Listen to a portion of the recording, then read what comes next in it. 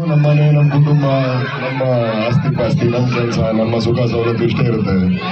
ತನ್ನ ಕುಟುಂಬವನ್ನು ಮರೆತು ತನ್ನ ಕುಟುಂಬದ ಅಗತ್ಯಗಳನ್ನ ಪೂರೈಸಲಿಕ್ಕೆ ಪ್ರಯತ್ನ ಪಡ್ತಾ ಈ ನಾಡೇ ನನ್ನ ಕುಟುಂಬ ಅಂತ ಈ ಮೂಲೆಗೆ ರಾಜ್ಯದ ಯಾವ ಮೂಲೆಗೆ ಹಾಕಿದ್ರು ಹೋಗಿ ಈ ಊರು ನಂದು, ಈ ಕೇರಿ ನಂದು, ಈ ಜನ ನಂದು ಅಂತ ಜನರಿಗೆ ಕಾವಲು ಕೊಡ್ತಕ್ಕಂಥ ಅವರ ಕಾವಲನ್ನ, ಅವರ ಕ್ಷೇಮವನ್ನ ಖಾತ್ರಿ ಮಾಡ್ಕೊಳ್ತಕ್ಕಂಥ ಏಕೈಕ ಡಿಪಾರ್ಟ್ಮೆಂಟ್ ಅಂದರೆ police department.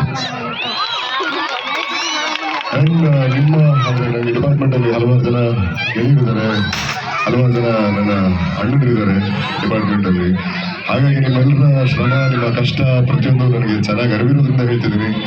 Most thankless job ಅಂತ ಏನಾದ್ರು ಈ ಭೂಮಿ ಮೇಲೆ ಇರೋದು ಪೊಲೀಸ್ ಅವರು. Irrespective of the thanks and regards ಅಥವಾ ಮೆಡಲ್ಗಳು ಎಲ್ಲವನ್ನು ದಾಟಿ, ಎಸ್ಪೆಷಲಿ ಮೀಸಲು ಬಗ್ಗೆ ಹೇಳೋದಾದ್ರೆ ಅಲ್ಲೊಂದ್ ಕಡೆ ಸಿಎಂ ಬಂದ್ರು ನೀವು ಇರಬೇಕು.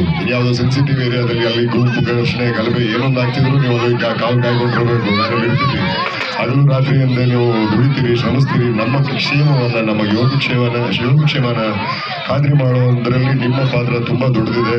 ಹಾಗಾಗಿ ಈ ಒಂದು ಕಾರ್ಯಕ್ರಮಕ್ಕೆ ಕರೆದ ತಕ್ಷಣ ಖಂಡಿತವಾಗ್ಲೂ ಬರ್ತೀನಿ ಸ್ವಾಮಿ ಸರ್ ಅಂತ ಹೇಳಿದೆ ನಾನು.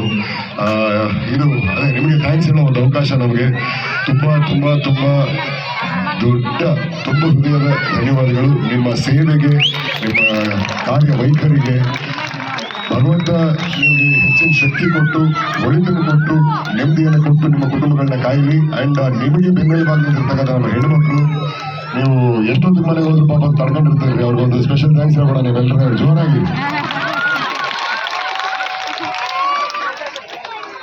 ಏನಂದ್ರೆ ನಮ್ಮ ಮೇಡಮ್ನವ್ರು ಹೇಳೋದು ಹಾಡಬೇಕು ಅಂತ ನಿನ್ನೆ